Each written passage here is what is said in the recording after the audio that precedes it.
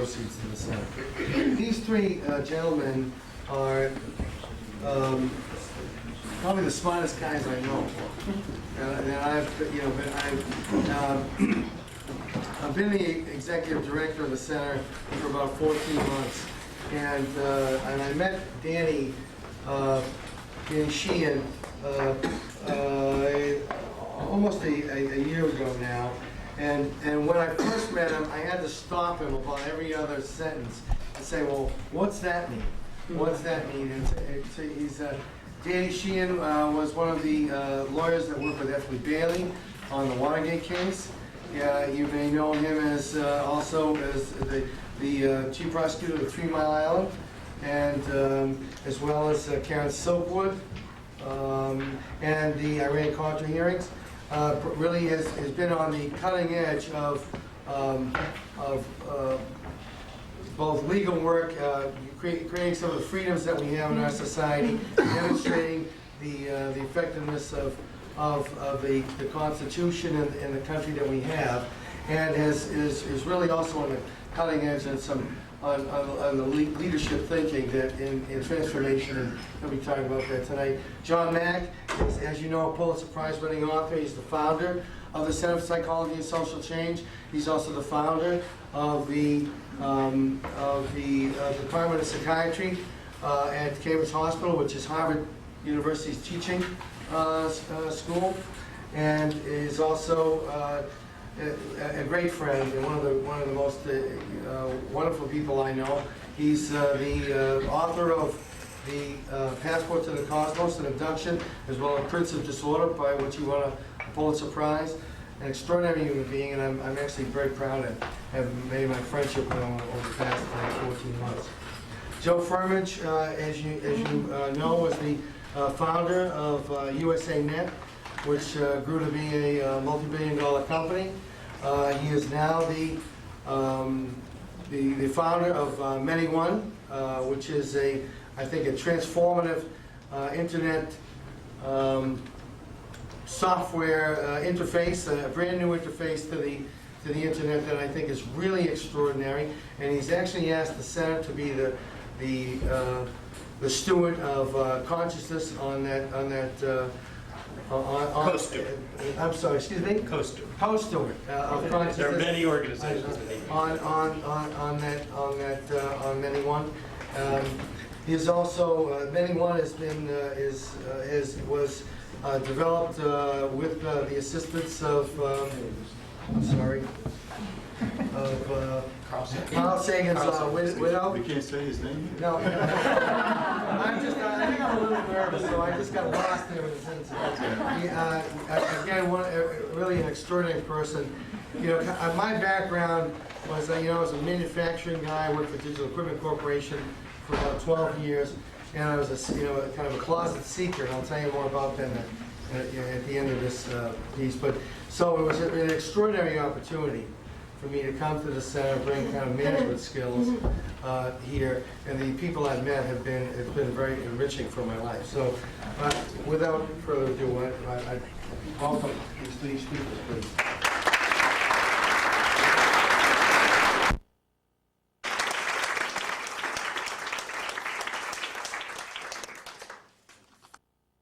Sit or stand up? I guess we should stand up, huh? When we speak? Yeah. Okay. What we're going to do this evening, we're not going to give, like, three of us give...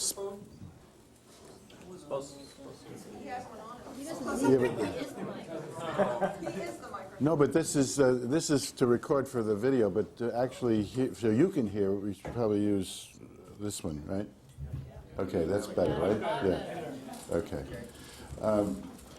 So the form of this evening is to create a conversation here. The three of us are only going to make quite brief opening statements. There'll be other opportunities for us to say what we have to say, but the idea is to not to have like set speeches, a discussion, back and forth, but to really develop a dialogue among us here. I want to start. This is from the Chief, a central article in the New York Times Weekend Review this past Sunday. The article is titled Unthinkable, Eyeball to Eyeball and Blinking in Denial. And it's about the psychological madness that is involved in the Indian-Pakistani confrontation. I'll just read you one quote. This is from General Beg, the former Pakistani army chief. "Look," he said, "I don't know what you're worried about. You can die crossing the street, hit by a car, or you could die in a nuclear war. You've got to die someday anyway." That kind of captures what inspired us to create the center 20 years ago, that kind of thinking that was going on, because it's not dissimilar to what went on among some of the intellectuals that were involved in the confrontation between the Soviet Union and the United States. And there, a number of us educators, psychologists, philosophers came together because we thought there was something about us as human beings that we needed to look into deeply to understand that kind of denial, that kind of willingness really to destroy on such a vast scale in the service of somebody's difference with somebody else, or a group's difference with another group.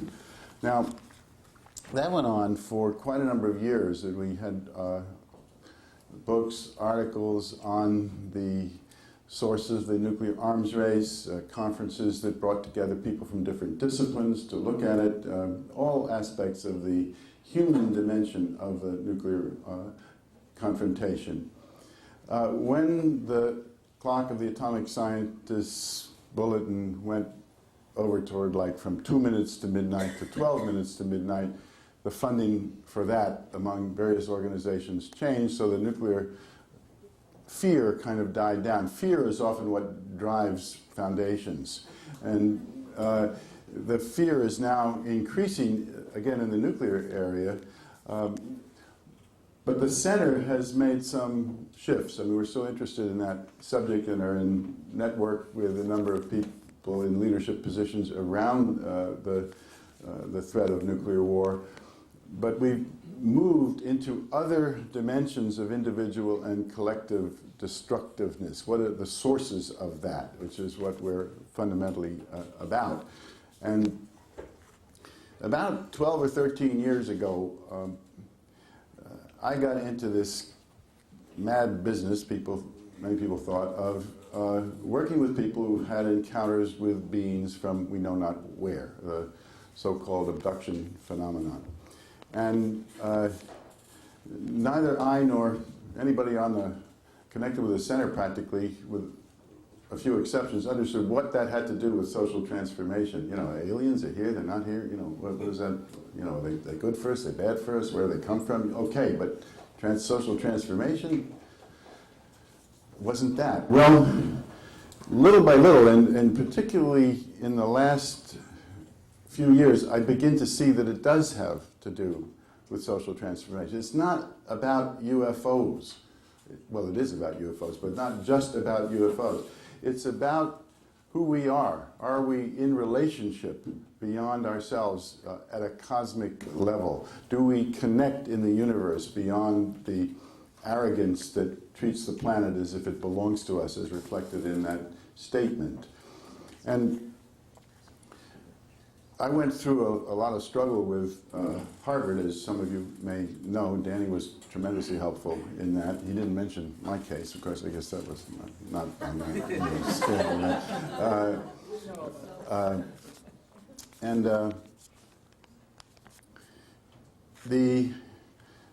Out of that Harvard experience, there was a multidisciplinary conference in 1999. They said, well, why don't you get a lot of people together? So we brought together people from 10 different fields, anthropology, physics, astrophysics, history of science, psychology, psychiatry, philosophy, theology, to look at this experience, the UFO abduction experience, and other anomalies related to it. And what we came to realize is that we lack what might be called a science of human experience. In other words, there is not a rigorous understanding of what kinds of methodology, what kinds of approaches are needed to look at the whole range of human experiences which have to do with encounters with other dimensions, beings in another dimension, or with when people have an opening to the divine through, say, a near-death experience or experience past lives. How do we study that? And what happens in science often is, if you can't prove it by the methods of material science, it doesn't exist. So a vast part of the human being in the world is simply not open to the scientific or the knowledge conversation. So in recent years, the center has become very involved with looking at anomalous human experiences and what do they have in common and what do they have to do with our original purpose of social transformation. Well, what we're finding is, through a number of the projects we'll be talking about, is that they have to do, each of them, with identity, who we are. And in UFO encounter is the rapid one, in a way. I mean, there are others, you know, LSD, but we can't go around spraying LSD every place. So, it is one of the most powerful transformational experiences for the people that have those encounters, but it's not the only way. There are many, many routes to transformation. And this has been one of them, and we've begun to look at what happens to those individuals. For example, when they become deeply involved, for example, in caring for the earth, if you work through the terror of those experiences, or they become appalled at how we relate to one another, or they become open spiritually. There are many ways that people open, but this is a very powerful way, and it's something that is, in a way, a conversation in this culture which is so technologically focused, although the phenomenon occurs throughout cultures. So that opening of identity, that expansion of consciousness, that awakening that happens among people who undergo these shattering experiences, that is of tremendous importance, we think, for what happens to us as a species. In other words, it creates a whole different notion of who we are. It allows us to begin to see that we are not simply members of a single ethnic group or a nation, but we are interconnected beyond simply the group that we feel ourselves to be identified with. So the center's very much involved now in looking at the relationship of profound, what gets called anomalous experiences, but are really part of what it is to be human, what that has to do with collective change. And so I think we'll be hearing more about that from a number of people tonight, and I'll have more to say about that. But it's that relationship of the individual to the collective that we're exploring and trying to bring about. And the center is kind of a hub of communication and expression and passing on of information around those questions, so, along with many other organizations that, like the ones you've been hearing about from people here today. And again, I want to also thank Henry and Virgilia Dakin and Sergio, who always kind of somehow is there to help whenever we come to San Francisco, and I just very much appreciate what you do, Sergio. I don't know which one of you's next, but Danny, you want to go?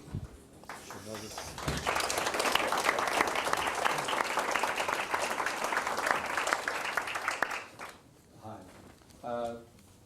Probably most of you here know about me, associate me with the Christic Institute, probably, and the litigations that we did in Karen Silkwood case in 3 Mile Island, the others that Don had mentioned, the Iran-Contra case.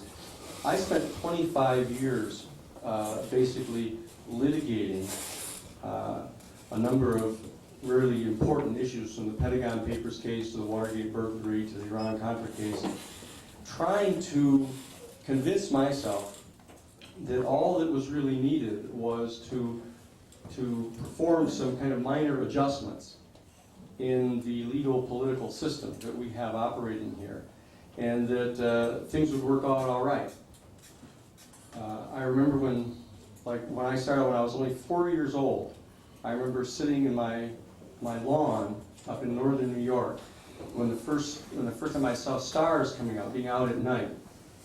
And I looked out into the stars and saw these suns, these solar systems out in our galaxy, and realized that it was virtually certain that there were planets circling some of these stars and that there were other entire civilizations out there. And from that point on, it always seemed to me to be kind of strange how our human family acted, as if that weren't true.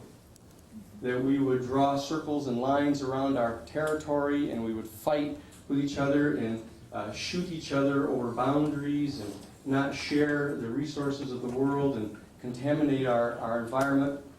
So, but I thought that the best way to probably address this particular set of policy problems was to establish contact with extraterrestrial civilizations. And so, coming up out of high school, I applied to go to the Air Force Academy to become an astronaut. And when I wasn't given the nomination for the Air Force Academy, I was completely flabbergasted that the legal system wasn't working properly, because they gave the appointment to the son of the mayor of Glens Falls, this other town. I said, oh, this must be an anomaly. And so what I should do is become a lawyer, and I can work for a short period of time, getting the system to work correctly again, and then I can get back to this issue of establishing contact with extraterrestrial intelligence. And so that went on for 25 years, from the publication of the Pentagon Papers to the Watergate burglary to the other major cases, and at the end of the Iran-Contra case, when it became perfectly obvious that there was a group of our human family that were consciously organized together to try to manipulate politics and to get access to the resources of the world and to abuse other people in our Constitution and our government, and that they, in fact, had some major sway in our own government, and that they weren't really. It wasn't just that the song was being sung out of tune. They were singing a completely different song. See that girl in the purple dress? I discovered. And so I shifted from trying to just amend the legal system in minor ways or share additional information with the authorities on the assumption that they would therefore then go ahead and do the right thing, into working with the Gorbachev Foundation and the State of the World Forum to attempt to work on identifying an entire new paradigm, some kind of method by which we could lift up our human family to a higher level of consciousness.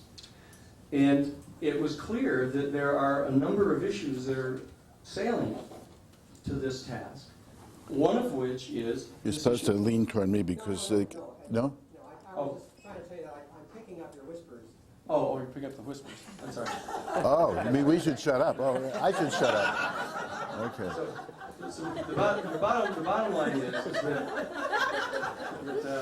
that in working on this effort to figure out how we can elevate our collective human consciousness to a different level of consciousness that can appreciate the fact that there are other extraterrestrial civilizations, that there is no reason for us to have to engage in the kind of conduct that we engage in here on our planet that is self-destructive, is a task that, like Georgie Zimmer and I spend lots and lots of time talking about this, and John and I spend time talking about this, and Joe and I have spent time talking about this.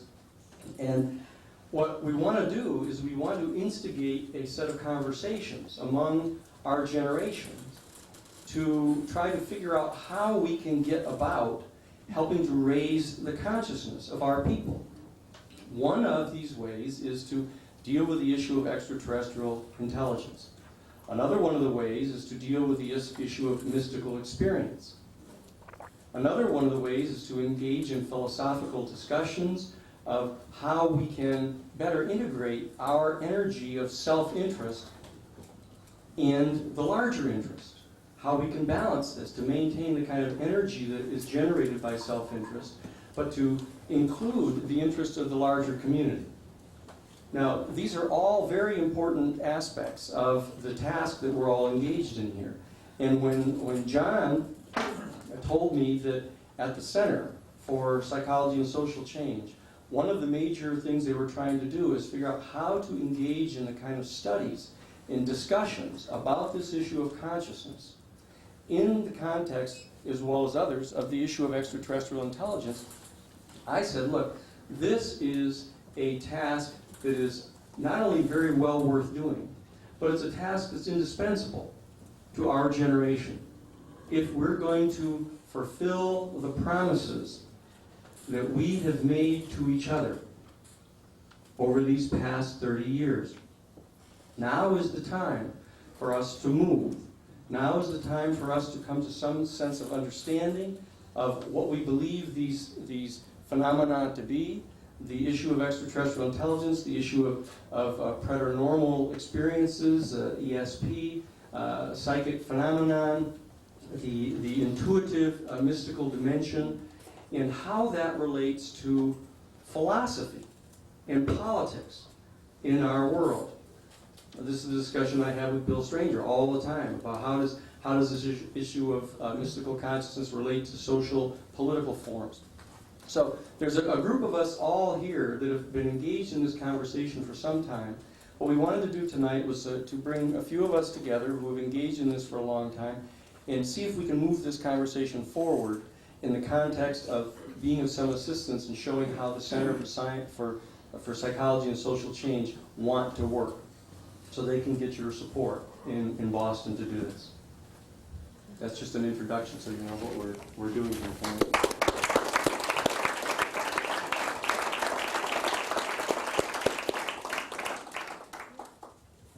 Well, it's an honor to be able to share some thoughts with you all today. Stand up, please. It's an honor to be able to share some thoughts with you this evening. I was so impressed to hear the 10-second snapshots of so many wonderful people. I was playing with Legos while these gentlemen were working on these types of things, so I'm a relative newcomer to these questions, but I've certainly thrown as much as I can into them in the last 5 years. I've spent my whole life, once I grew up, in the professional disciplines of science and technology, and thus gained an appreciation of at least one person's view of what is known and what isn't known, and came to an understanding in 1998, sort of pinnacle of my economic success, that a lot less was known about certain basic questions than is generally believed. And it was a cusp of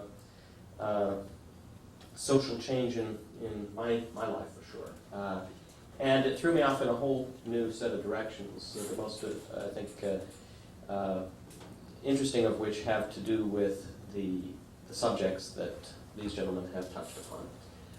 Over the past 3 years, I've been focused on building some information technology that may play some useful role in showing what technology could do, perhaps, to help uplift human consciousness in a scalable way.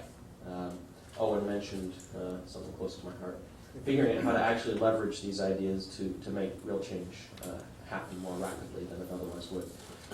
And I've also been very focused in studies of physics and questions that relate to what the long-term trajectory of humanity may be. And in that regard, I've been privileged to meet just an incredible spectrum of brilliant minds at the front end of tomorrow's science and technology. And some of those folks are here today, Bernie and others. Excuse me.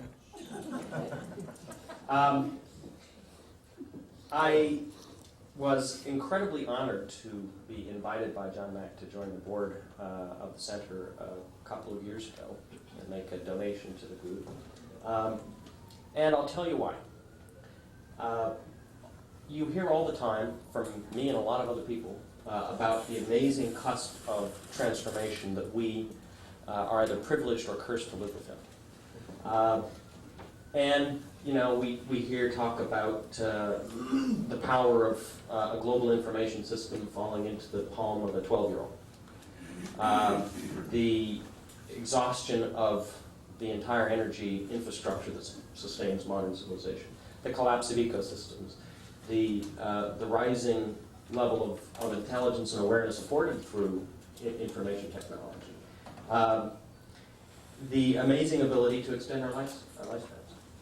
But to me, the social transformation of social transformation is the one that is still not discussable in polite conversation. And it has to do with the extraterrestrial and UFO question. It's fundamental for this reason. If you look back on the history of life on Earth, in the biggest sweep possible, there's some really profound cusps.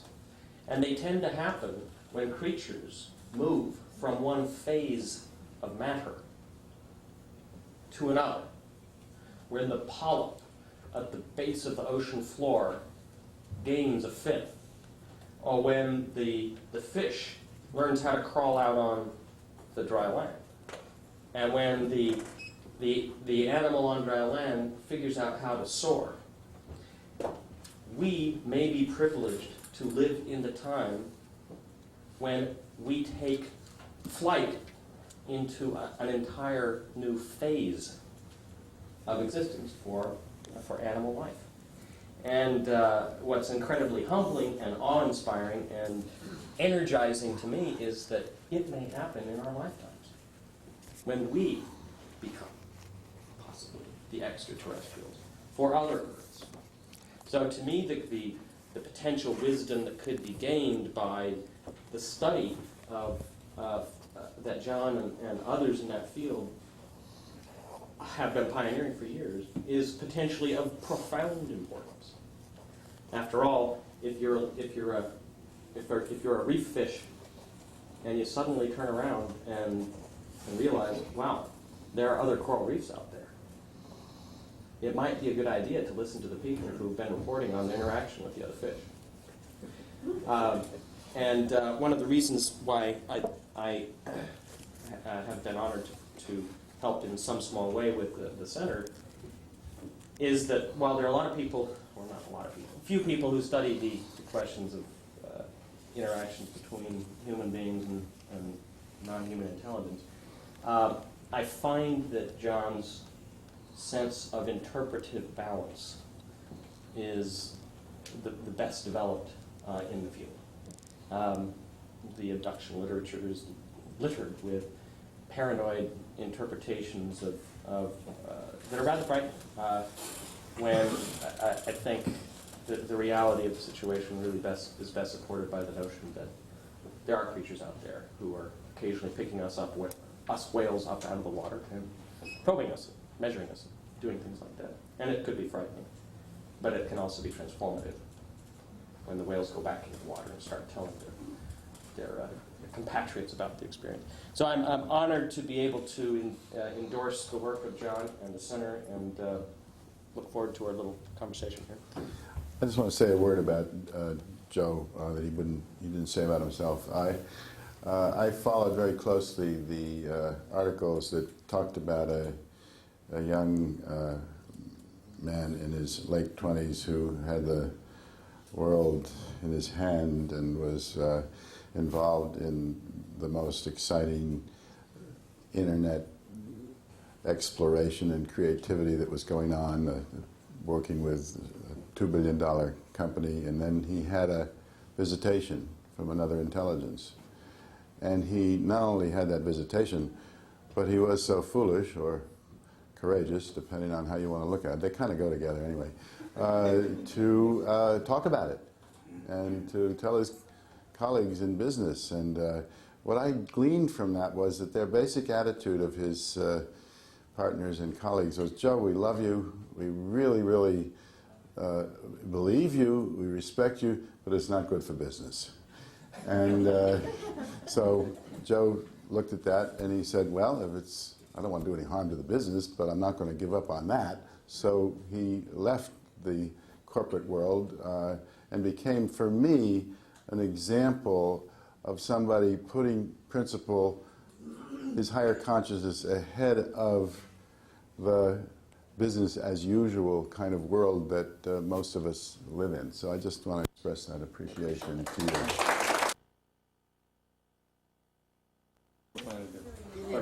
The issue that's in front of us, the three of us to start with, and then the group of us at large, is it necessary, do we believe it's necessary to elevate the actual consciousness of our human family in order to solve these major public policy problems that are facing us? The issue of the Middle East, the Arab-Israeli conflict, the conflict between India and Pakistan, the East, the challenge of the rising Asian empire in the West, the underdeveloped nations, the inequitable distribution of resources in the world. Do we believe that we can, just by following the kind of straight, secular, logical, political, two-party parliamentary system in Western civilization, can we simply extend this to the rest of the world and have any reasonable expectation that we're going to solve this problem? Or do we believe that there is some need to really amend and elevate the consciousness of our human family, or some substantial, critical portion of our human culture in order to solve this problem? And what role, if any, do we think that this issue of potential contact with extraterrestrial civilization and potential technological advancements that are being developed in the context of trying to reach out into outer space, or even potentially technology that is conducted to us from contact with extraterrestrial civilizations, may have upon this kind of radical transformation of human consciousness? This is the question. And what I'd like to do is just start by asking you, Joe, and you and I have talked about this before.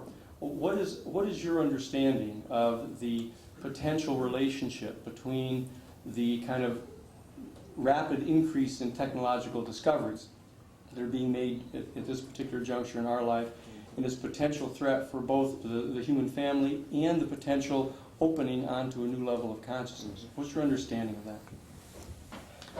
Well, it's enough to spend several lifetimes trying to figure out for sure.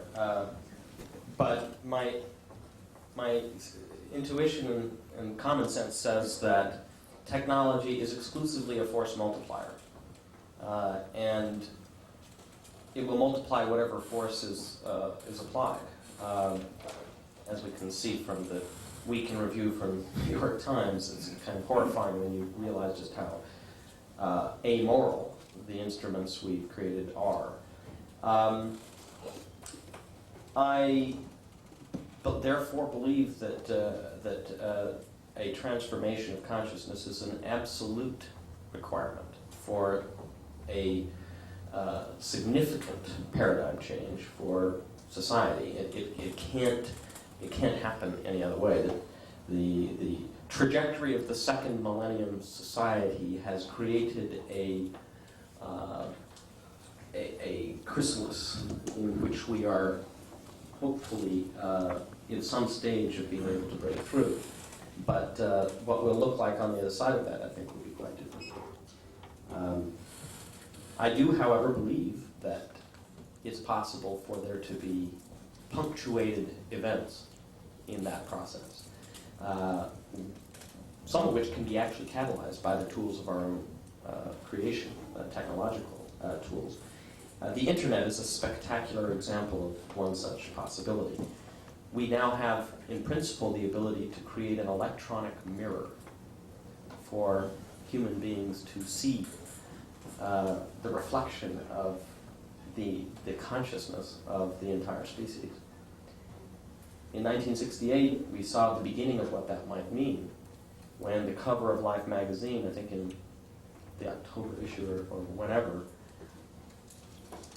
the human family saw their mother from the outside for the first time. That's really profound. And when you think what the internet might be able to do to offer the ability to explore that with orders of magnitude more fidelity, I think that there could be a punctuation in the next several decades in the consciousness of humanity. I'm certainly hoping for that. And John may have something to do with helping catalyze that. Should we open it up, maybe? Us to start with. Well, one of we had marching orders here from Don, and I'm not following the orders too well, but I never do. So that's one of the questions here that we pose to ourselves, really, and to you, is there's a kind of a dichotomy in the transformational community, or in the people who work around the awakening of consciousness, a dichotomy between individual transformation, that is what we do for ourselves as individuals, and yet the question is, what does that have to do with collective change?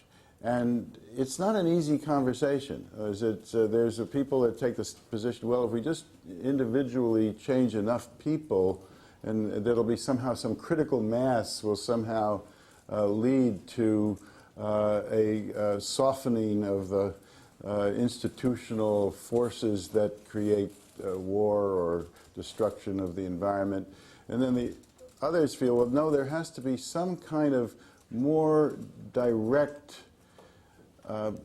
application of that transformational understanding or spirit into the social arena. Now, certainly part of that has to do with the communication. Now, there's providing of information so people get what that transformational process is all about. But there is still this tension and this dichotomy, and we try to address this at the center, and we have people on both sides of it. I believe it's a false dichotomy, but it's still not so easy to be clear about how you take transformation at the personal, individual level and then bring it into effective political, social policy change, as Danny was saying, is so essential.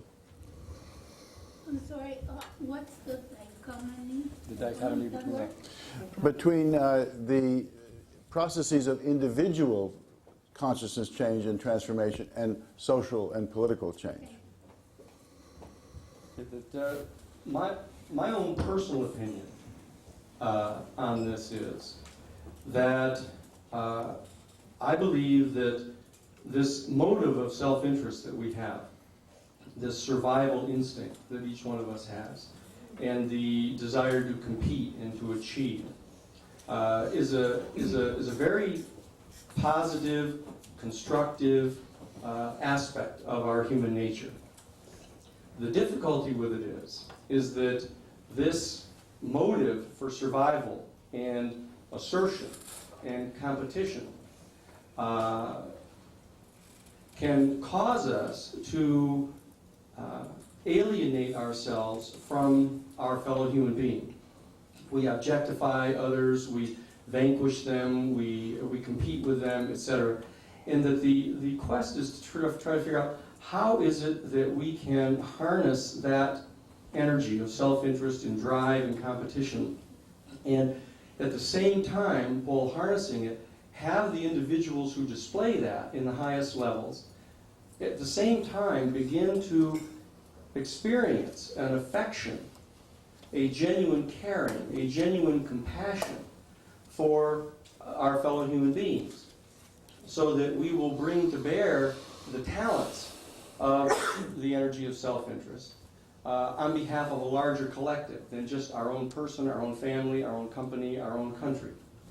And I believe that one of the primary theses that exists in the human family is that there is in fact access to a specific experience, a mystical experience that is normative in its nature.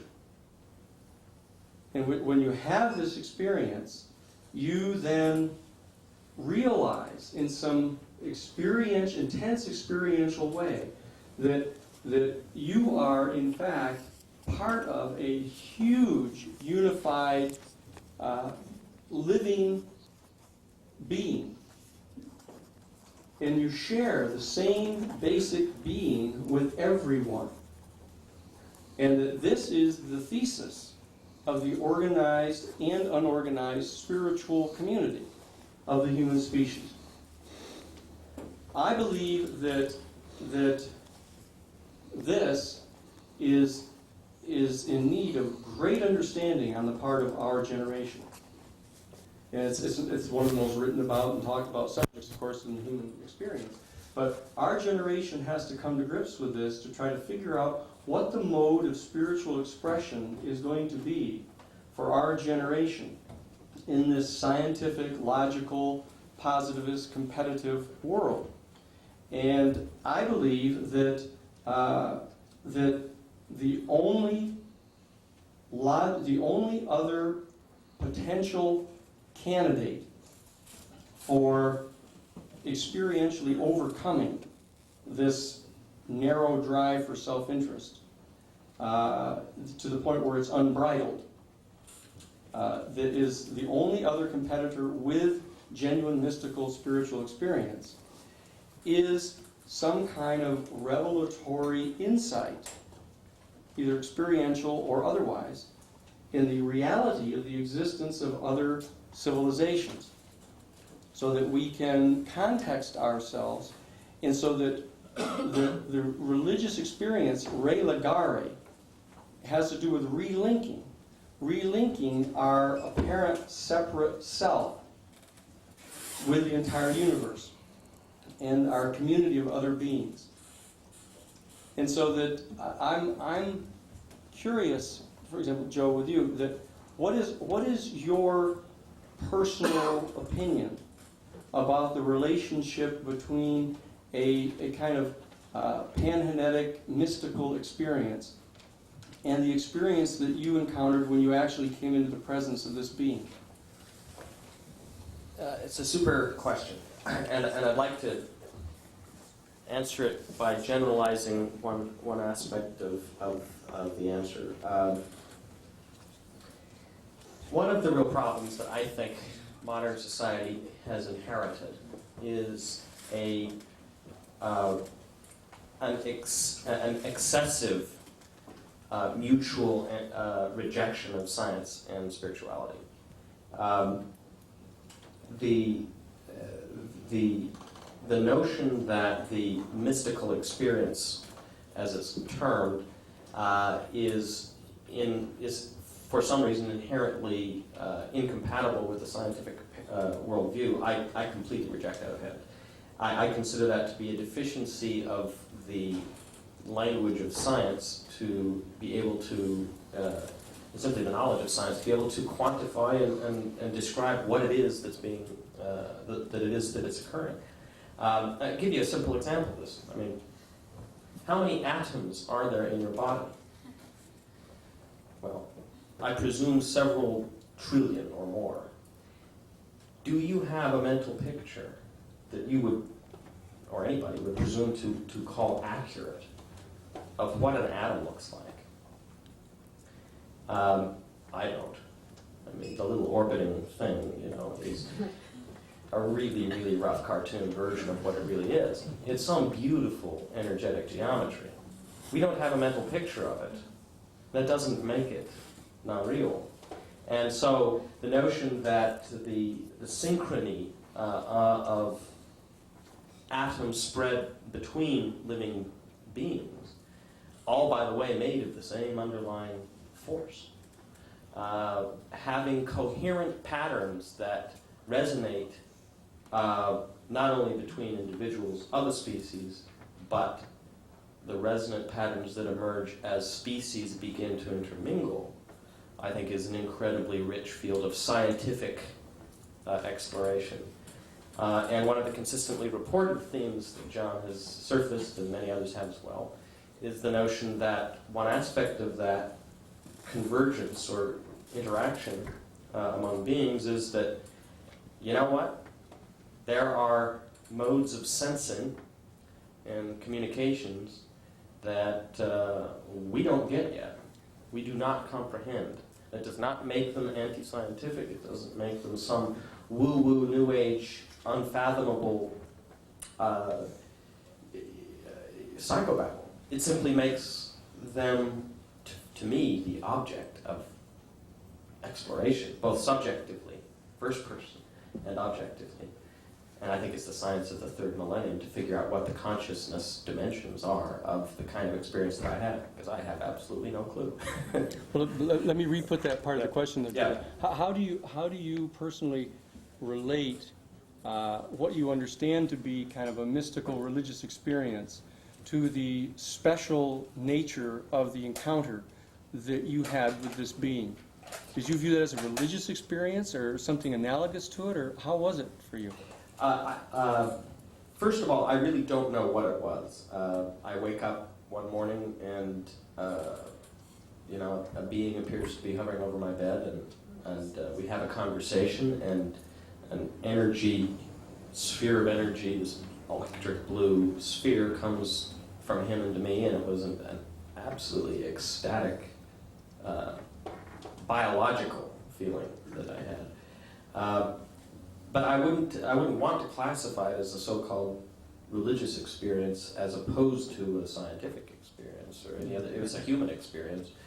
And I'm rather convinced from my study of physics, and certainly by the empirical data from first-person testimony throughout the millennia, that non-local forms of communication can occur. After all, if atoms can do it, why can't constellations of atoms?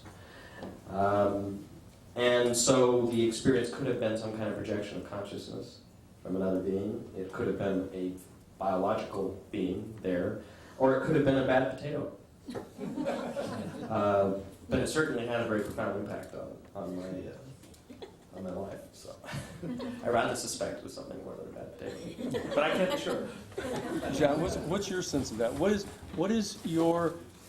I was most amazed when I first read your book about the fact that you seem to cross over barriers that had previously existed with the extraterrestrial phenomenon. You started moving into realms that seem to be realms of the spirit, that they seem to have to do with not only kind of a religious experience that people started to have but it had a normative. It carried a normative dimension with these encounters with these beings. That the experiencers began to have a much different attitude about their fellow human beings and about their the environment and other things. How do you relate the experience of extraterrestrial phenomena with what has historically been referred to as a religious phenomenon in the human family? Best answer that with a story. At this multidisciplinary conference, there was a very well-known Harvard historian of science, a young woman actually, brilliant woman, and each of the subgroups we had, there were breakout groups, and there were two experiencers assigned to each of the breakout groups. And so then a chairperson was appointed from each of 4 breakout groups to report on their what they'd found. Now, one of the breakout groups was about the light and energy phenomena connected with the so-called abduction experiences. And this professor of history of science was the chairperson to report on the group's process. And she,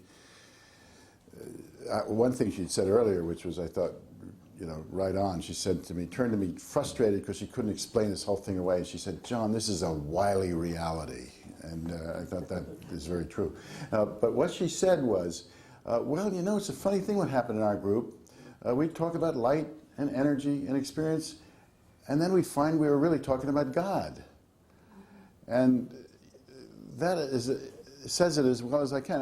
If you begin to look at these encounters, which look very kind of, material, three-dimensional beings are here, like in Mel Brooks' 2000 Year Life. Oh, there's aliens here. There is some, it's very concrete, it's very physical. You can touch them, they're there. At the same time, what happens to these individuals when you go deeply into what's occurred, like Joe was referring to, something happens. If you go through the terror, they transform. They become, as Danny said, very concerned about the earth, related to the earth, and in a very different way, relating to other human beings in a very different way. So what, for me, started out as arguments trying to prove there really are abductions, really true, it's really aliens here, and that, that's what Harvard got after me about. That isn't any longer what was interesting to me. What was interesting to me, yes, it's real, and we can have a philosophical discussion on the ontological status of the phenomenon, sure. But what was more profound was those encounters led to a opening of consciousness to what has been called mystical or primary religious experience or expanded consciousness. We all have our language for this. So it seemed like there was this linkage, but the central point is knowing. How do we know? What are our ways of knowing? How do we use our intuition, our whole selves, holistic knowing, knowing from the heart? That dimension of knowing, which is traditional knowing in almost every culture in the world, the sacred act of knowing. If you read some of the philosophers like Syed Nasser, who's written about this, that sacred knowing has been lost in this culture. So science, it's not that science isn't a sacred way of knowing, but it's a way of knowing that relies very much on a separation from what is being studied from the self that is doing the study. It's not an entering, a co-creative, transformative act, a sacred act of knowing through the whole being. That's not thought to be scientific. That's religious. Well, maybe the common ground is how do we think about knowing? And that's where I think they come together. I have a simple phrase that... There's someone here who's been trying to Oh, yeah. conversation. I Yeah, need what? to remind you that that was one of the intentions. Let's stop us. Yeah, absolutely. Come on, we could go on forever up here. Yeah, please. Yeah, please. The thing that I'm baffled with, I agree with what John Mack originally put out, the individual has a conscious exchange and then we want to bring it to the collective. And then you brought up some things about the horrible things that are going on in the world. And I want to know how you gentlemen propose to change the governmental attitudes that tend to promote those destructive things and prevent us from getting to what John Mack wants to do. I have had an experience, I don't know about Joe's, and I know that it's changed me. But everybody I know that I want to talk to about it, they think sometimes I'm a little bit off my rocker, especially when it comes to mention the idea of aliens. So the question of trying to convert a mass group of people to this objective, I think is a long-term effort, and I'd like to have a short-term effort where you can move in and trying to change what some of the governments are doing. Because those destructive forces that you mentioned, we're contributing to them. Our industries are making the things they're using. Danny, you want to speak? Let me say one Go thing. ahead. Danny has a much better answer to this, but my answer will help tee him up. It wasn't actually my visitation experience, if that's what it was, that convinced me that there's an underlying reality to this phenomenon. I studied physics in the late 80s and left it when I realized they didn't pay physicists very well, unless you want to go make bombs. And I rejected the UFO phenomena back then, and I studied it carefully. And I rejected it for one reason, that the prevailing theoretical apparatus says that fashion light travel is not possible. And 8 years later, I came to realize that that is patently false. That is simply a naive reading of the theories of gravity extrapolated in very weak and unjustifiable ways. Because of that study and my position in Silicon Valley, I had the opportunity in 1997 to meet with very senior people in the military and in intelligence organizations later that absolutely convinced me that we are dealing with a tangible phenomenon. Danny is among some of the heroes who've tried to penetrate the shield of information protection around that. So, Yeah, this is a extraordinarily important question here about the how do we deal as a human family with elements of our human family who seem to be self-consciously organized to attempt to encourage and establish structures that facilitate and stimulate warfare. And it seems to me that, and this is a very, very difficult answer, but it seems to me that we need to develop a political movement that consciously talks about the issue of consciousness and articulates very clear principles that flow from an elevated state of consciousness and what policies would flow from this elevated state of consciousness, and translate this into concrete programs that are financially practical, that are realistic, that are concrete, and that we need to generate a public policy movement in the affirmative behind these concrete policy programs. And we need to do so in a way that makes the medium the message, so that we do not attack and vilify people like George Bush Jr. and George Bush Sr. and even Richard Armitage or these other people, or even Richard Pearl for that matter in the administration, that we come to an understanding that these individual human beings are functioning out of a different worldview. And what we need to do is we need to put into the public dialogue a public policy movement that comes from an alternative worldview, a different worldview. And that's what we need to do. And but until we can articulate this and articulate what the principles are and the policies are and the programs are, and move into raising up candidates that are going to advocate this across the political landscape of our country, then in fact the other people are going to prevail. And we can try to raise consciousness, I think, as much as we want, but we need, as a generation, as three different generations coming together, to exercise the responsibility of taking responsibility to govern in the name of these principles and these policies by articulating concrete programs that master this fundamental underlying question of how we can harness self-interest to serve not only the interests of ourselves as individuals and our families, but also the interests of the community at large, not only the nation state, but the whole world. And that's really what we need to do, instead of setting up a dialectic and antagonizing the people in positions of power. Yeah, I think that leads right into the, how are we going to do this? you choose. Go ahead. Yeah, I just, You got to speak up because I don't think there are mics all around. I'll try to project. We've just finished a $500,000 research study of American attitudes and consciousness, values, and beliefs with this in mind, because it's vital.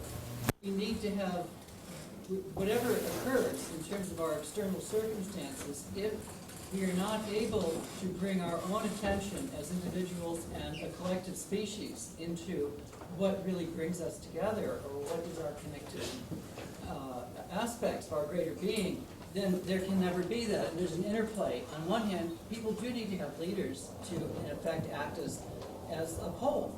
And that's very important. And at the same time, we have to have individuals recognizing and honoring this amongst themselves at all different levels. And so I would just like to echo that. It's definitely going to require substantial resources to do this, and to do one without the other would be unfortunate. It would set up a new polarity, and it would not move ahead. So I just want to say I agree with both, and we're in the process of sharing this material. Don, would you comment on the work we're doing with Mark Gerzon, because I think it relates to the leadership question precisely that the gentleman raised. Mark Gerzon is one of the people that worked early on with the Center for Psychology and Social Change. He has facilitated the cinema summit between the USSR, when there was a USSR, and Hollywood. So he represents a mediator that has demonstrated some extraordinary efficacy in creating a conversation a dialogue between two organizations. One of the things that Mark realized that he shared with us recently when we were just in Colorado last week was he had an epiphany that it was clear to him that what there wasn't in our society, particularly, let's just talk about the United States, was a leadership that had a conscious leadership, that had the leadership of principles. There's no stand, there's a leadership of interests. There's no one who takes a stand based on the principles that they have in their hearts, and are willing to stand up against that no matter what befalls them, what's thrown at them. People instead, take the leadership of interest. And what Mark would like to do through the center, because of our relationship with Harvard University through Cambridge Hospital, it one of the great dynamics that the center offers that it seems important particularly to this conversation, is how does one get momentum to make social change, and through the institutions of higher learning, like Harvard, there's a vehicle to create, some credibility to this issue of leadership consciousness, or, certainly they've been. I have to tell you that I have to speak frankly that they're very shy about the UFO issue. That was a joke. Okay. I'll tell you when to laugh. But so Mark has done some extraordinary work, and that's the type of work that the center would really like to bring forward in terms of individual transformation, because the center is a commitment to both individual as well as social transformation. And part of what we're trying to do is create a vehicle a variety of vehicles to help facilitate that in a quicker fashion.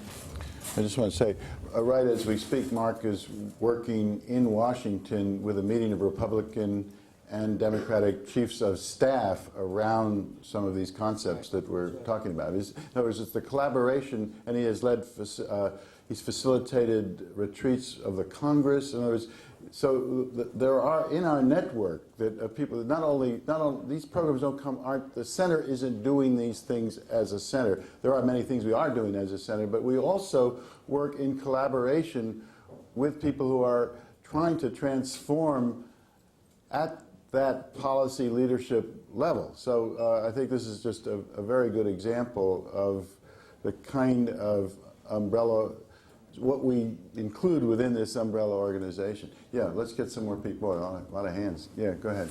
Let's try to, if you can you be brief and we'll be brief. That's what's even more important. Yeah.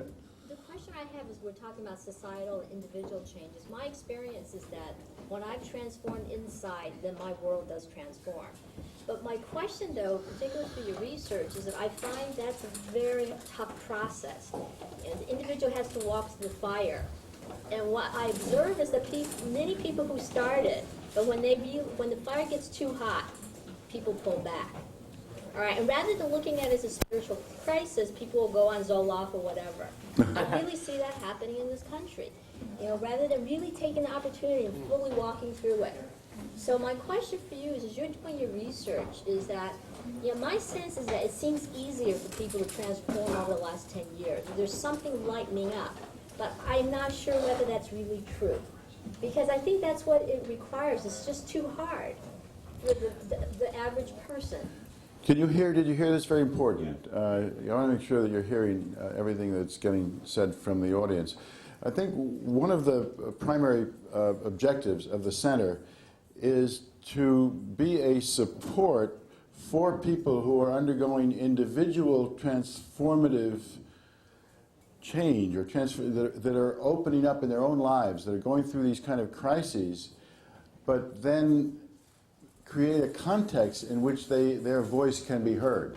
In other words, they have the courage to move beyond their own personal, private transformation and can gain legitimacy in the culture of bringing that personal experience into a larger context. So we do a lot of that kind of work just to find people who, not just the UFO abduction thing, but many people are going through, as you say, transformative experiences of all kinds, but they keep them private. Like we have an institute in the hospital for a clinical place that people can come when they're having spiritual transformative experiences and aren't going to get diagnosed and put on Zoloft.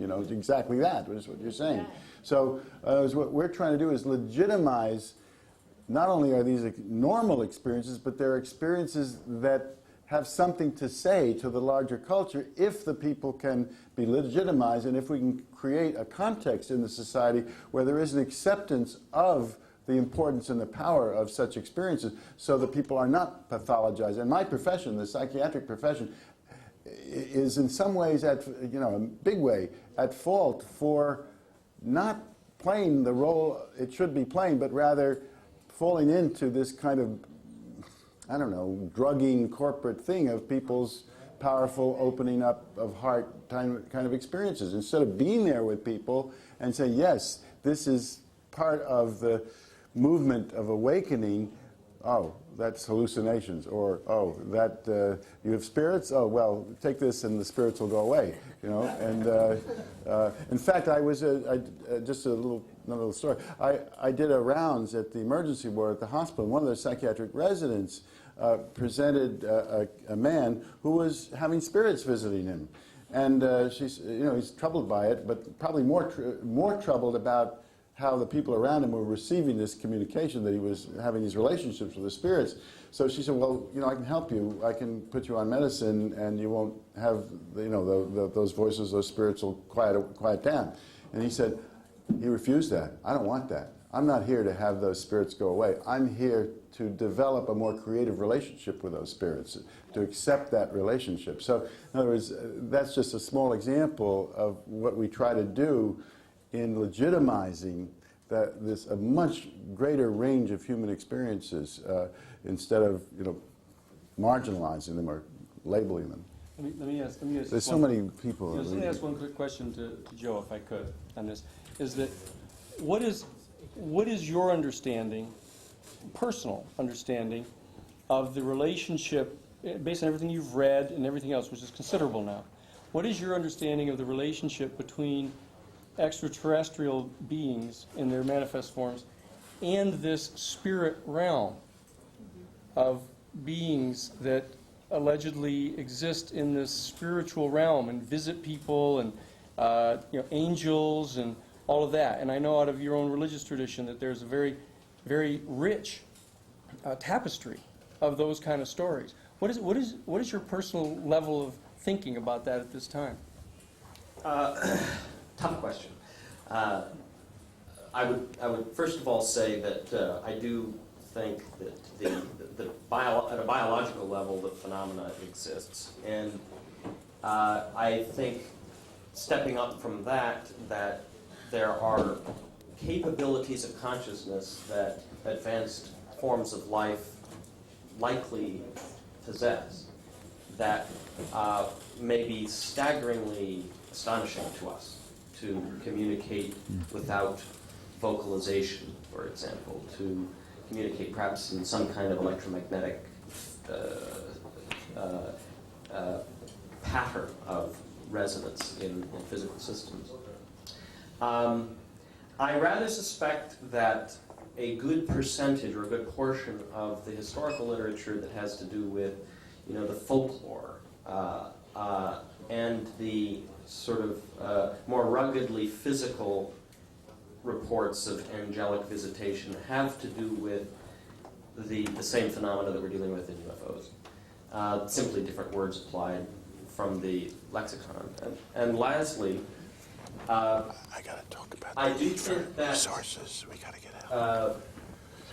I'll start then. when a human brain experiences an energetic impulse, the human being will I think, quite reasonably interpret that with a mental picture that is comprised of symbols that are previously known, or at least constructible out of the symbols in one's mind. So I'm not sure how to interpret the experiences of things more etheric than physical bodies. I think it's an open question as to whether it's appropriate to anthropomorphize an energy form simply because we have a mental picture that's using that symbol. But it is an open question, and I think it's, again, an example of the third millennium science that hopefully becomes legitimized someday. I want this conversation to continue, but I just want to mention one thing, because this is kind of one of the harder parts of this, is the center needs support. I mean, this is one of the objectives here, is to share with you what we're trying to do, and also to ask for your help and for your support. And I want to just take a few minutes out for that, and then we'll continue the discussion. But I want to bring that here, because I think we can lose sight of the fact that this kind of work can't go on without some further resources than we are available just now. So, Don, do you just want to say a couple words about this, and then we can continue the discussion? And others here can speak to that, too. Danny, I sure can. You caught me off guard. I warned you. Well, yeah. I just tapped Danny and said, give me, you got 10 more minutes, and then I'd like to say something about the center. Let me get grounded with you a little bit.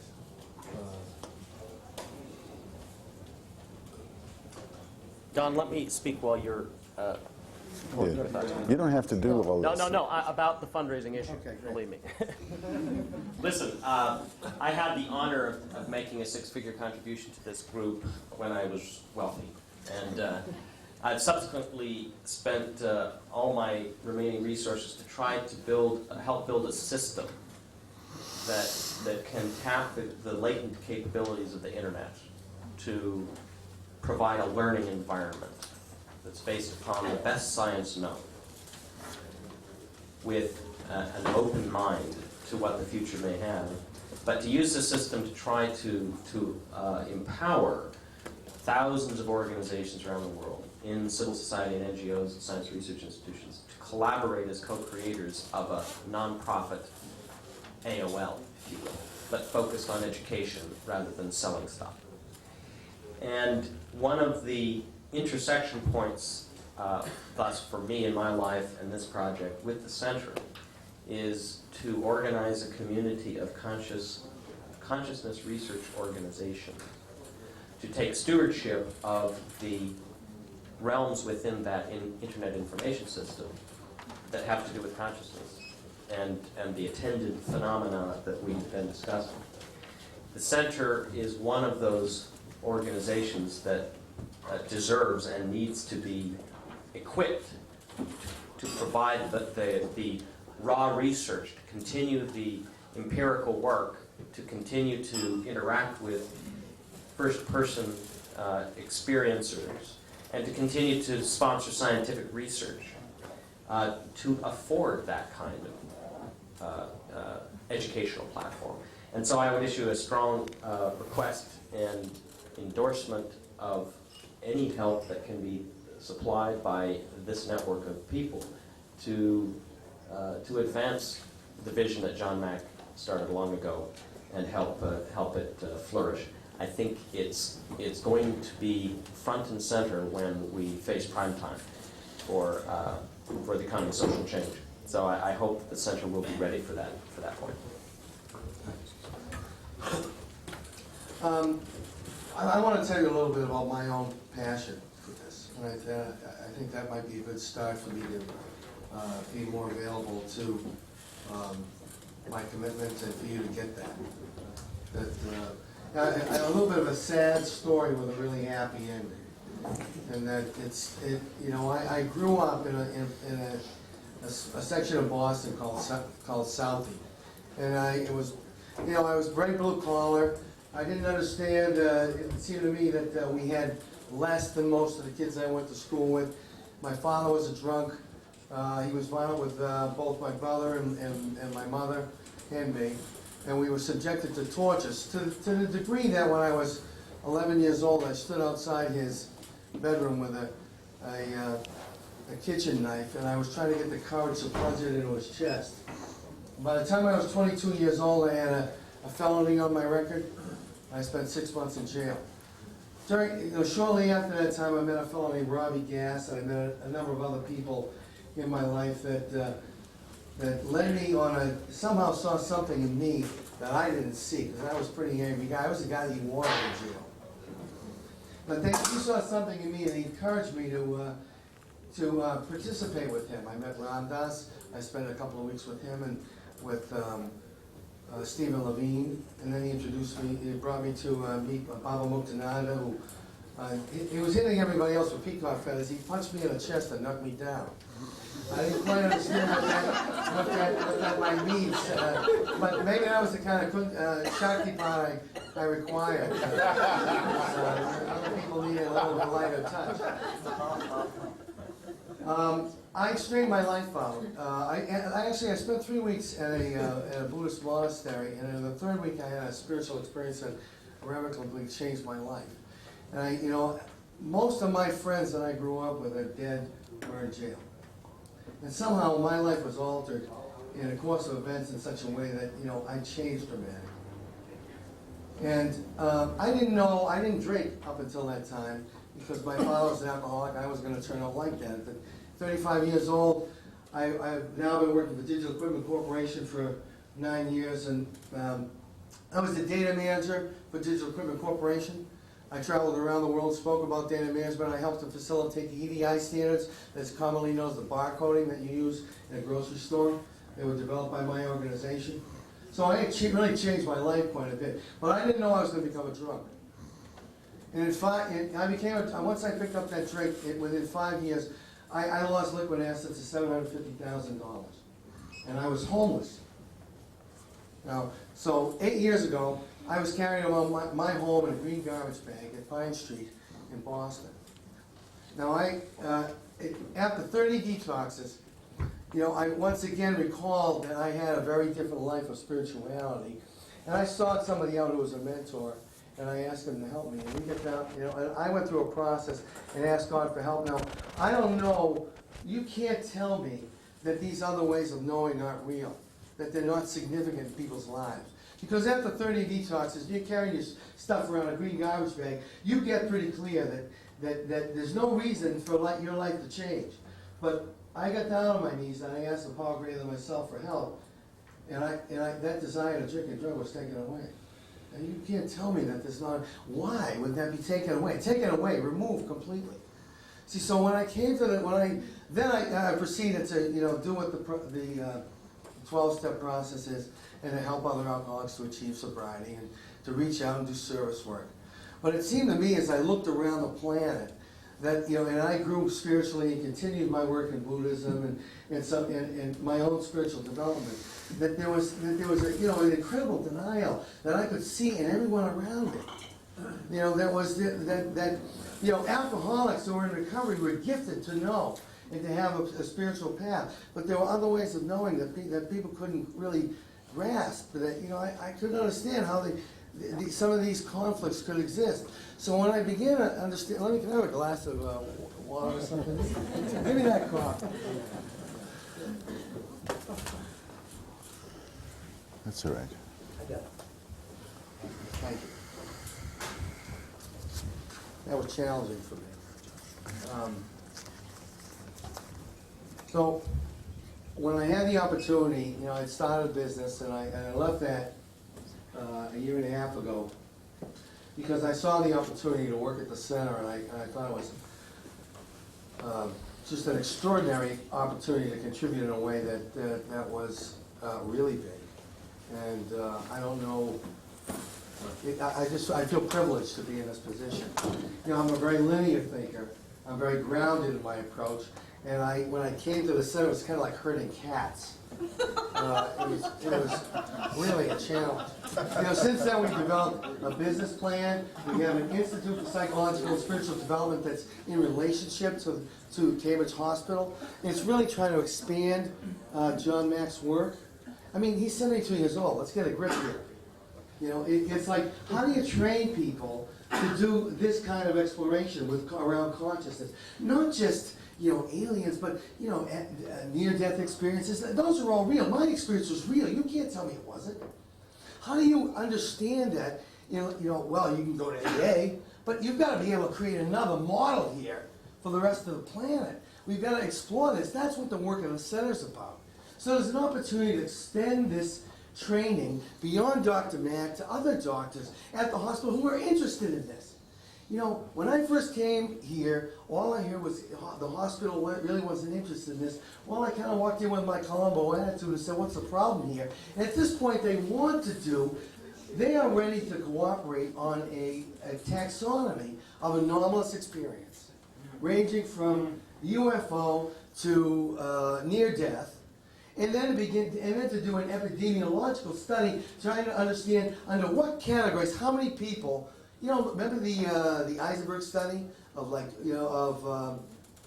new age medicine, basically of integral medicine, and basically, that changed how corporations and hospitals began to treat people. That's what brought acupuncture and chiropractic medicine into being. Well, I said that we can do that with energy medicine, with anomalous experience. You got to show that the rest, the institutions of the world are way behind us. 48% of the population has had an inexplicable spiritual experience. See, they're ready. We're ready to have this be in the mainstream. But the center really needs help to do that. I need an institute director, because I'm certainly not a clinical director. I need to have the seed funding so when I can walk into Templeton or walk into the Fencer or walk into Lilly, I can say, I have some of the funding from this grant, I need you to give me the rest of it. I need to have that kind of participation from people. So if it's not you, but you know somebody, then grab one of those things in the back of the room and share it with somebody, put them in touch with me. I'm here for 2 days. If you want to talk to me, I'd love to talk to you. These are the things in the back of the room that has a donation card. I'd like you to pick it up and share it with somebody if you're not in a position to contribute. But if you are, you're the life and blood of this organization. Without you, we can't proceed. This kind of conversation is the one that needs to be vibrant and live in your life. It lives in mine. Okay.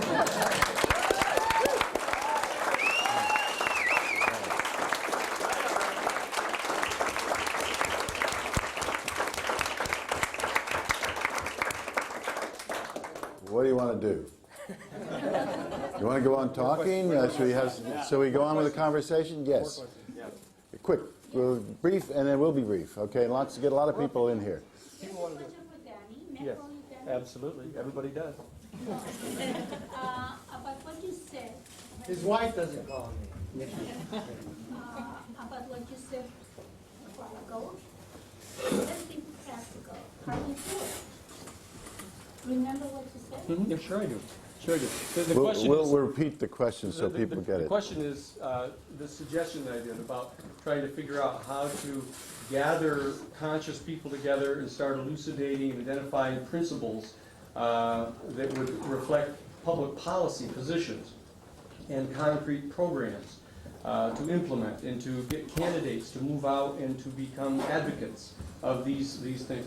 This is something that could be done. In fact, I've talked to the center about it. The center is a 501c3 study center that is a tax-exempt center. I'd recommended that they have a 501c4, that's a section of the Internal Revenue Code, a 501c4 that actually formulated policy, that taking the principles, doing the research on the principles that would flow from these kind of numinous experiences that people have, and to articulate what those principles are, and then to translate them into public policy statements. That's all 501c3. That's all studying and education and all that.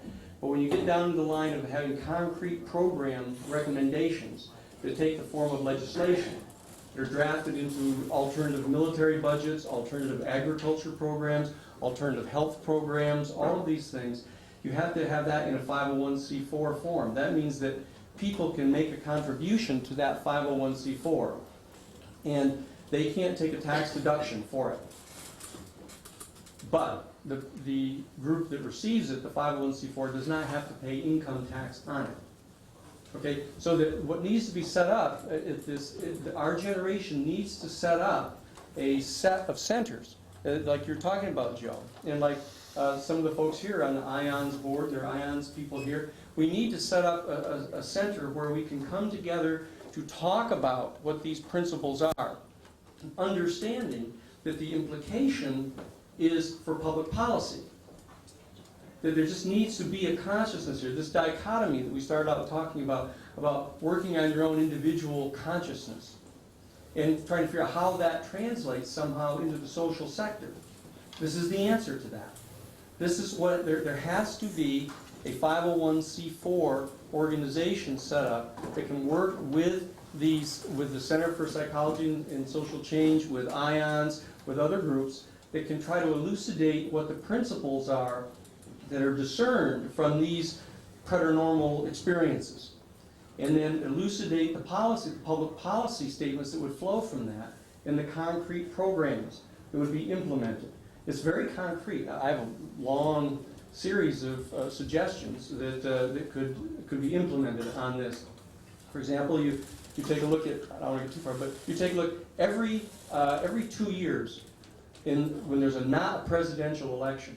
In the presidential election, only about 51% of the eligible voters even vote. When you get in the off-presidential year, of the 2 years later when you're electing congressmen and 1/3 of the Senate, less than 33% of the eligible voters in the country even vote. So what you do is you look at, since there's going to be 1/3 of the United States Senate, 33 senators are going to be elected on these off years. You find of those 33 states where United States senators are going to be elected, you find the 3 or 4 of them where the last election 6 years ago, one of the senators, either Republican or Democrat, was elected by only a 1 or 2% majority of the 33% of the people that voted. That meant that like 16% of the people, the eligible voters in the state, voted for one, and 17% voted for the other one. All you have to do is generate 18%. 18% of the eligible voters in that state to vote for a candidate that sets forth concrete, constructive, financially practical options, and that person can go to the United States Senate, can go to the United States Congress. And this is how the thing should be done in the practical. That may be more detail than you need, but it can be done. In the back of the room? Yeah, in the practical, but in the reality, we had an election that was co-opted, and that's gonna happen again this year, it's gonna happen again in 2 years. And, I mean, I think it's great to be in this room and in this space where people are transformed and have had experiences and are doing incredible things, but in the real world, the means of communication have been co-opted. And Joe, I heard this bright spot with your new AOL. If the internet isn't already inaccessible to regular people pretty soon. So what, it seems to me that we need like a wedding of information and consciousness raising and policies and people. We do have people in Congress like Kucinich, but the word's not getting out. And even if it is, people are so in their own stuff, so. Part of this is a consciousness thing among ourselves. The fact of the matter is that a substantial plurality of people who are engaged in personal consciousness exploration are afraid of public policy debates and do not participate in public elections. So what we've got to do is we've got to mobilize the consciousness community to have a consciousness shift. You know, we very superciliously talk about wanting everyone else to have a shift in consciousness. We've got to have a shift in consciousness that is self-consciously political, self-consciously public policy oriented. We're dealing with an administration right now that in 1 year from being elected, you know, has not only completely wiped out the entire benefits of the post-Cold War benefits of the saving money on the defense thing, but they've increased the military budget. They've advocated the construction of over 250 new private nuclear power stations. You know, they've exacerbated the problems in the Middle East to the point where we've got people who've been working for years and years and years and years to try to live together to help the state of Israel survive, now jeopardizing the state of Israel and jeopardizing everyone. I mean, what does it take for us to recognize the fact that this is unacceptable? And the Democratic Party is not going to offer any kind of substantial options unless Kucinich runs. You know? So we've got to be conscious about the political options here and set up some kind of an organization that can discern out of all of the consciousness studies that are going on what the principles are that we stand for and what the public policy implications of those principles are and how to translate this into concrete practical programs that we can tender to people in concrete political elections with concrete political candidates. It's not that that takes brain surgery intelligence to understand that. It takes a shift in our consciousness. It takes a shift in our consciousness as the consciousness community. I just want to make a quick comment. So that says change can happen quite rapidly once we begin moving the process forward. You've had your hand up a long time. Stand up. I've done a lot of work in research and long-distance healing, and non-local phenomena are real. What I would like to suggest, your practical suggestions are great on the material plane. My belief is that the unmanifest becomes the manifest, and that those of us who are doing the consciousness work can collectively do the principles of non-local healing on issues as well as people.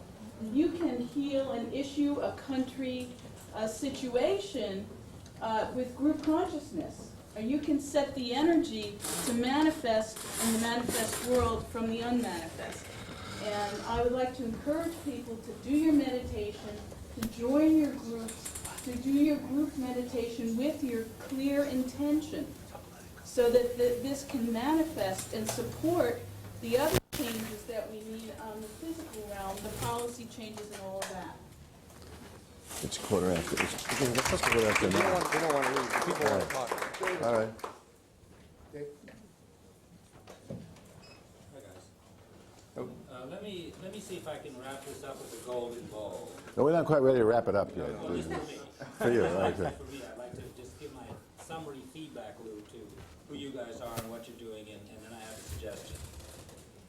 It seems quite obvious that we're at this great and glorious threshold of human civilization. I believe we're also at this historical moment in the galaxy too. So this is a turning point for humanity, and this is a turning point in the galaxy according to my information. We have this rare and wonderful opportunity, the most exciting moment perhaps in galactic history, where we can discover who we are as a galactic species. And I believe as part of galactic intelligence, you have to understand we're floating in space, so we're part of the galaxy.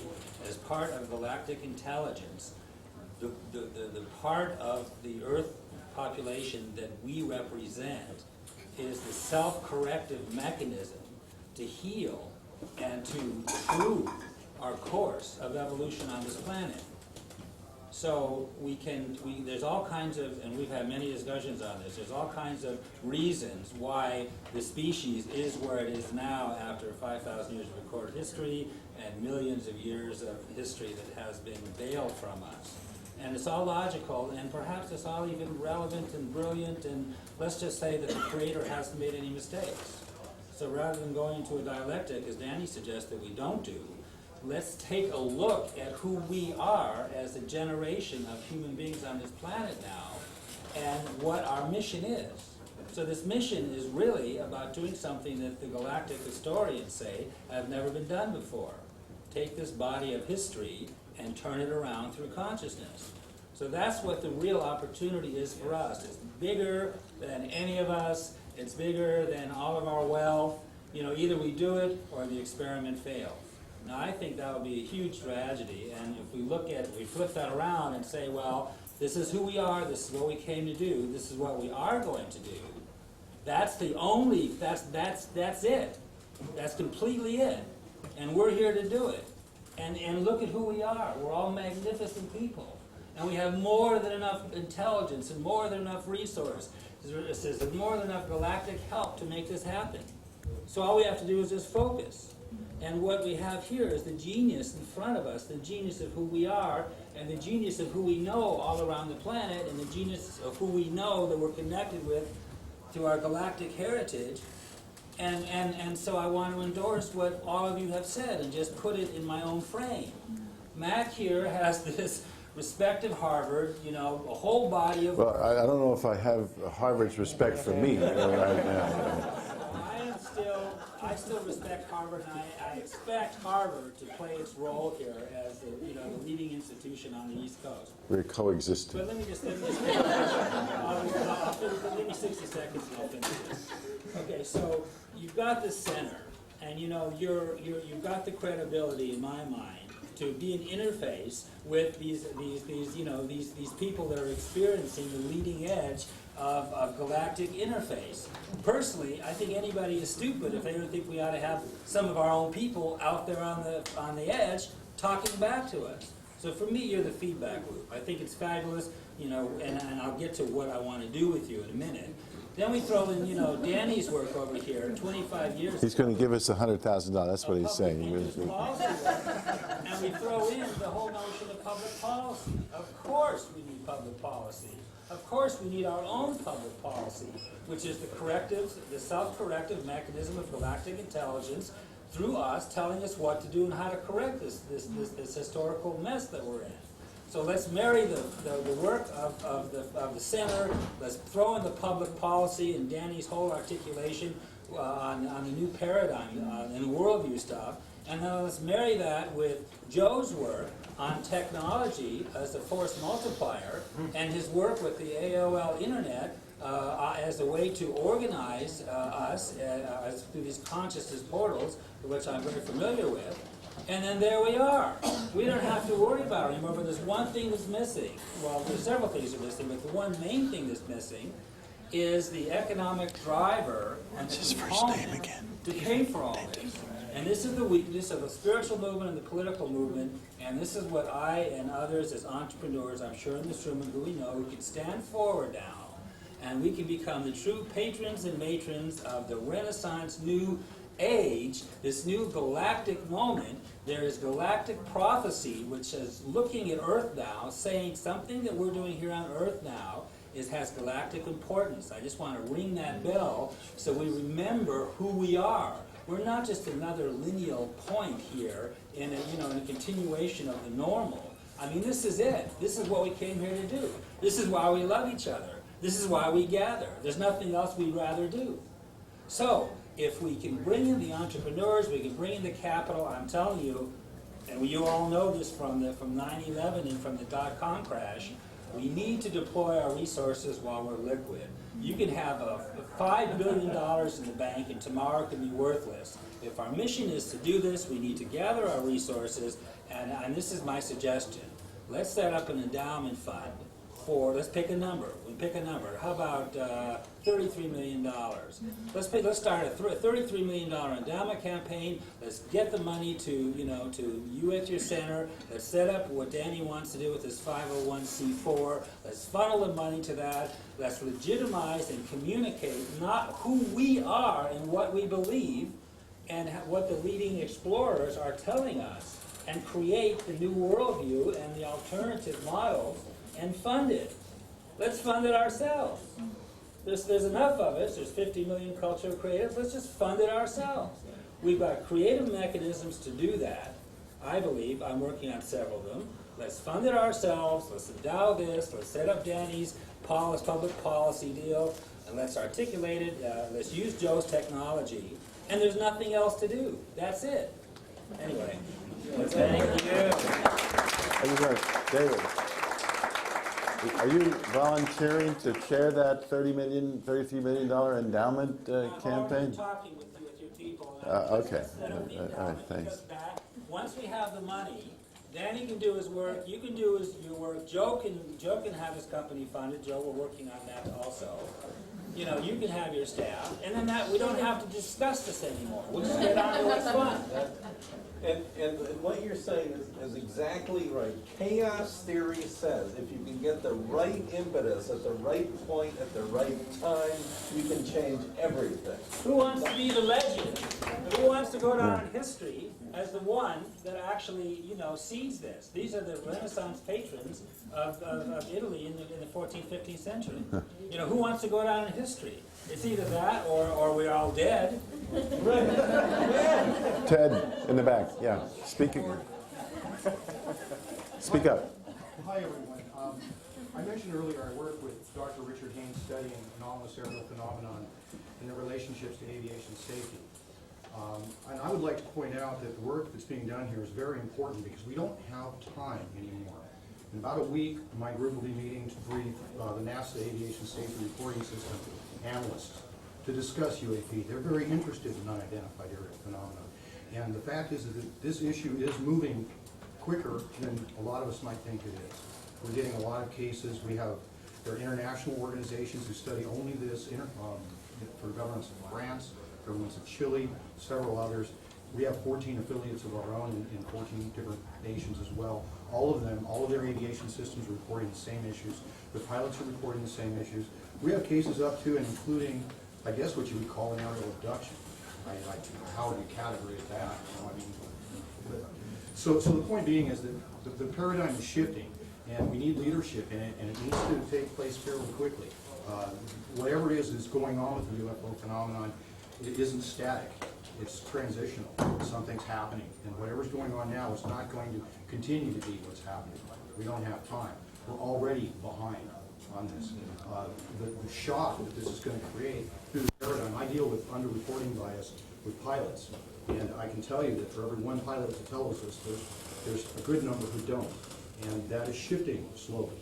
But without the work that these guys are offering, it's going to be chaos. It's going to be extremely difficult. Did you say you were working with NASA on this? Yes, we're meeting with That's something NASA. very It's a very new situation, and it's a development within the last month. If I could just add a small endorsement to what you're saying from one slightly different point of view. One of the reasons why I am proud to be associated with John here is that when the dam bursts on the UFO question, and it will, one of the most profound questions in history is who is going to be framing the human reaction to that. I'm horrified to imagine it being framed as Hollywood does. We are about to be treated with the second version of the humans defeat, invading aliens message. And I really think it's important for the social visionaries and the scientific visionaries who have the most rugged sense of reality and a rooted system of ethics at a cosmic level to be active at this time and get the organizations that are capable of dealing with this credibly once the dam breaks.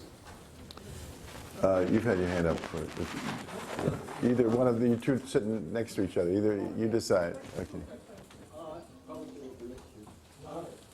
I wanted to just, when I face something as overwhelmingly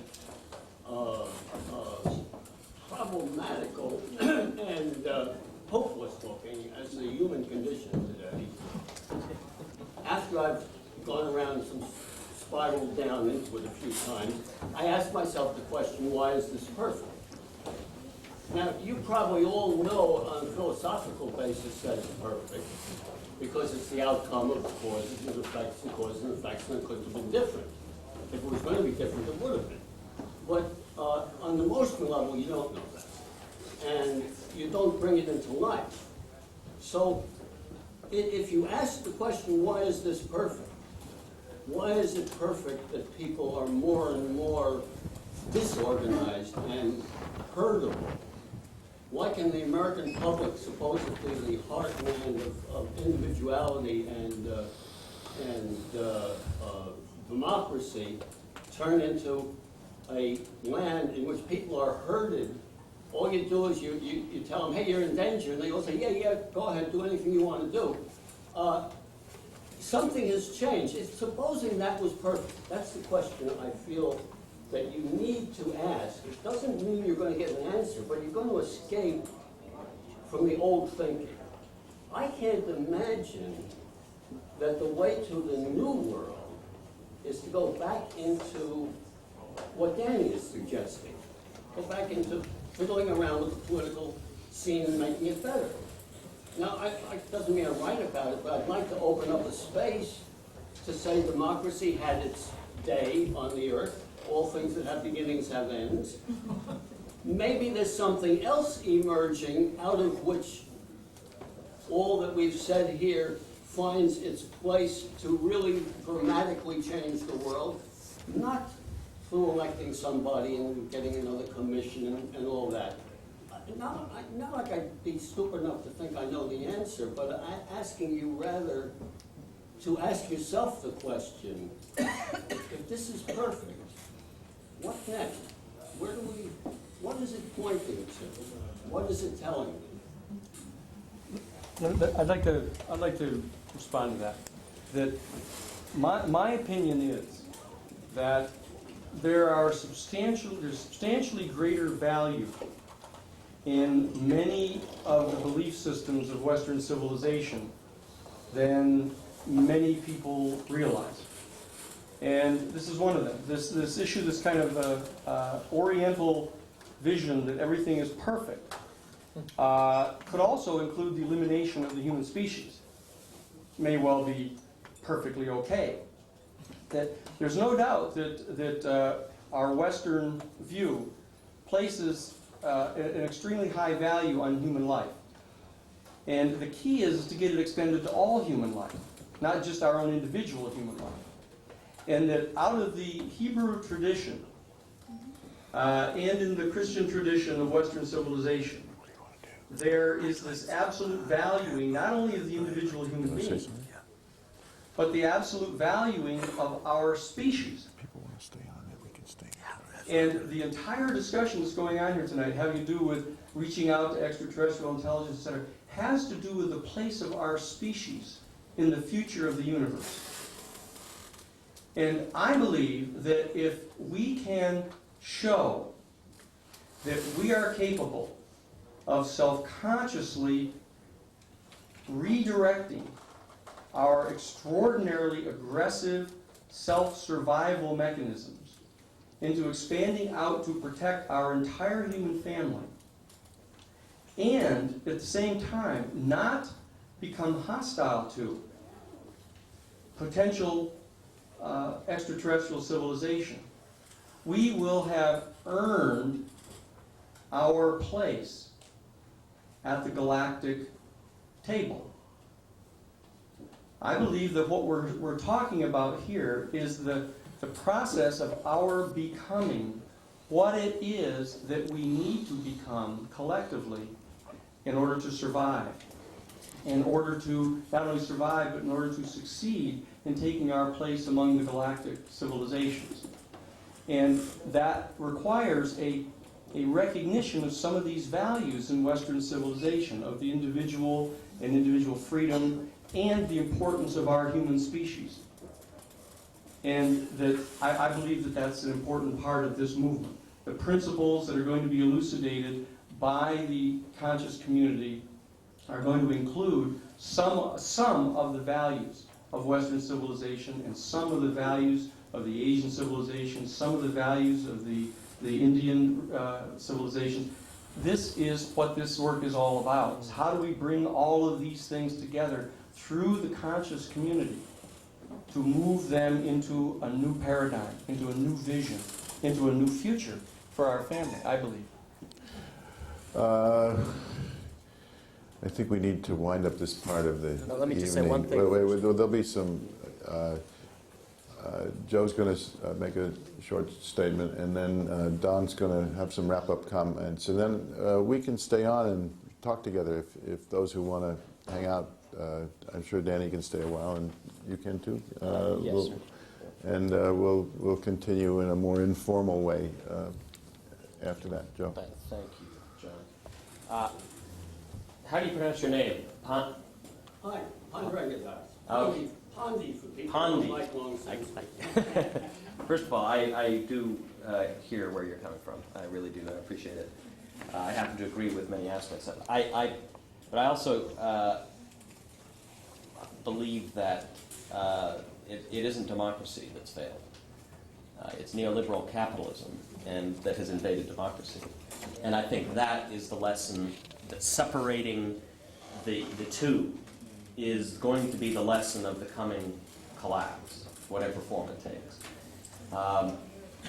And I think that ultimately what we're going to end up doing together is building a digital nation globally that is capable of affecting levels of efficiency that rip the friction out of the gears